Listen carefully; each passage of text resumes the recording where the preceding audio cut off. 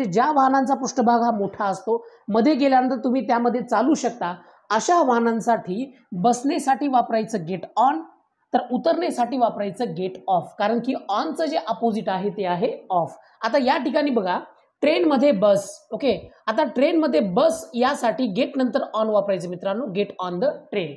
आणि तुम्हाला म्हणायचे ट्रेनमधून उतर, तर गेट नंतर या ठिकाणी येईल मित्रांनो ऑफ, कारण की ऑनचं जे अपोजिट आहे ते आहे ऑफ. नेक्स्ट, बसमध्ये बस, तर या ठिकाणी गेट नंतर येईल on, get on the bus. आणि बसमधून उतर जर म्हणायचं असेल तर ऑनचं अपोजिट ऑफ असल्यामुळे या ठिकाणी येईल मित्रांनो गेट ऑफ द बस. आता बाईक, मोटरसायकलच्या पृष्ठभागावर आपण बसत असतो, म्हणून मोटरसायकलसाठी सुद्धा गेट नंतर ऑन वापरायचं, गेट ऑन द बाईक म्हणजे बाईकवर बस.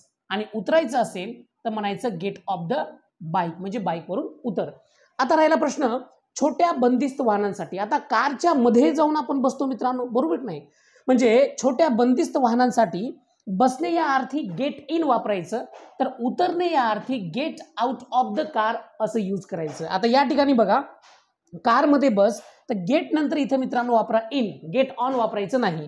गेट इन द कार, कारमध्ये बस. आणि कार मधून उतर जर म्हणायचं असेल, कारण की आपण कारच्या मधून बाहेर जात असतो, म्हणून या ठिकाणी मित्रांनो get out of the car म्हणजे कारमधून उतर.